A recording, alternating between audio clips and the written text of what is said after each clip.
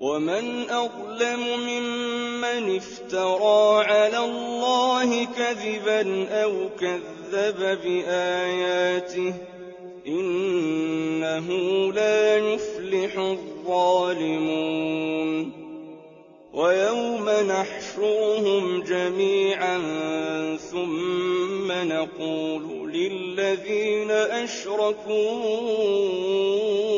أين شركاؤكم الذين كنتم تزعمون ثم لم تكن فتنتهم إلا أن قالوا والله ربنا ما كنا مشركين انظر كيف كذبوا على أنفسهم وضل عنهم ما كانوا يفترون ومنهم من يستمع إليك وجعلنا على قلوبهم أكنة أن يفقهوه وفي آذانهم وقرا وإن يروا كل آية لا يؤمنوا بها حتى إذا جاءوك يجادلونك يقول الذين كفروا إن هذا إلا أساطير الأولين وهم ينهون عنه وينأون عنه وإن